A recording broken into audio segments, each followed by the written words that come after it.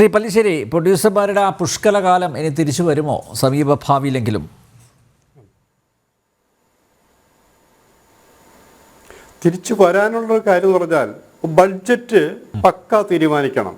ഒരു സിനിമയ്ക്ക് ഇത്ര കോടി കവിയാൻ പാടില്ല, അത് എല്ലാവർക്കും ബാധകമാണെന്ന് പറയണം.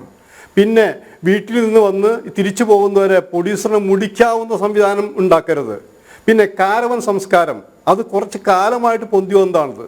ഒരു കാരവൻ വേണമെങ്കിൽ മുടിക്കാം, എല്ലാവർക്കും അത്യാവശ്യം ഉപയോഗിക്കാൻ വേണ്ടിയിട്ട്.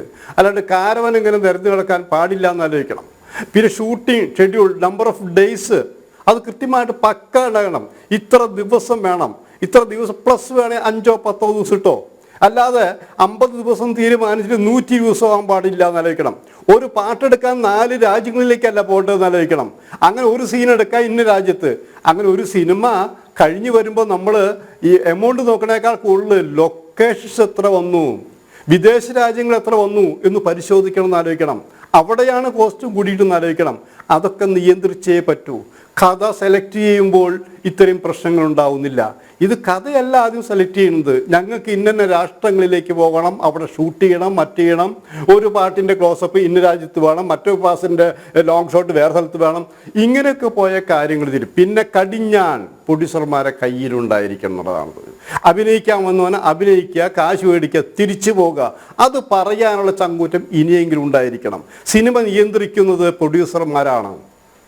ആദ്യ അവസാനം നിൽക്കുന്ന സംവിധായകനാണ്. ആ ആർട്ടിസ്റ്റുകൾ വന്നും പോയിക്കൊണ്ടിരിക്കുന്ന ആലോചിക്കണം. ഈ സിനിമയുടെ കെയർ ഓഫ് ആവാനാണ് അവർ വളർന്ന് വലുതാകുന്ന ആലോചിക്കണം. പിന്നെ സിനിമ ആർട്ടിസ്റ്റ് നിർമ്മിക്കണമെങ്കിൽ പീക്ക് പീരീഡിലല്ല അവരെടുക്കേണ്ടത്. അവർ ഔട്ട് ആവറാകുമ്പോൾ അവർ സിനിമ എടുക്കട്ടെ, അല്ലെങ്കിൽ തുടക്കക്കാർ വരുമ്പോൾ സിനിമ എടുക്കട്ടെ. എന്താ പൊള്ളു അപ്പം അല്ലേ? അപ്പം ഇപ്പോഴത്തെ ആവശ്യം ഇപ്പം പ്രൊഡ്യൂസർമാരോടൊപ്പമാണ് അവർ നിൽക്കേണ്ടതെന്ന് ആലോചിക്കണം. അപ്പം അതുകൊണ്ട് ആർട്ടിസ്റ്റുകൾ, ഞാനിപ്പോഴും ഉറച്ചു നിൽക്കുന്നു, ആർട്ടിസ്റ്റുകൾ അഭിനയിച്ച് പണമുണ്ടാക്കുമ്പോൾ ഒരു സൈഡ് ബിസിനസ് വായിക്കൊണ്ട് സിനിമാ നിർമ്മാണം ആ ഒരു മൊണോപ്പൊളി ഉണ്ടാക്കുന്ന പരിപാടി, അതിനും ഒരു ഫുൾ സ്റ്റോപ്പ് ആവശ്യമാണല്ലേ. ഇത്തരം ഒരു ചർച്ചകൾ ഒരുമിച്ചിരിക്കണം.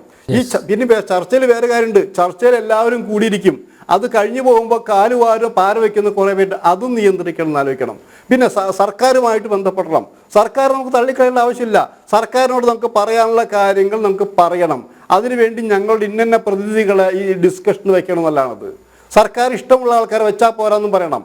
കാരണം സിനിമയുടെ നന്മയ്ക്ക് വേണ്ടി സിനിമാ സംഘടനകളുടെ പ്രതിനിധികളെയാണ് വെക്കേണ്ടത്.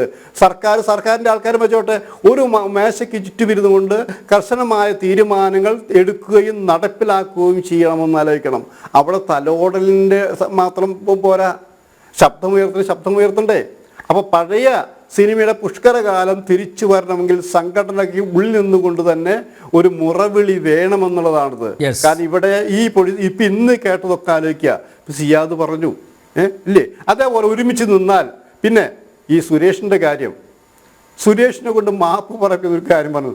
സുരേഷ് ഇവിടെ നിന്ന് വിട്ടു പോയാലും മാപ്പ് പറയുന്ന സ്വഭാവം സുരേഷില്ല. കാരണം സുരേഷ് സഹായിച്ചിട്ടേ ഉള്ളൂ എന്ന് ആലോചിക്കണം.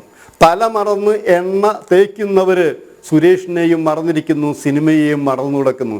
ഇവിടെ സിനിമയാണ് വേണ്ടത്, താരങ്ങളല്ല.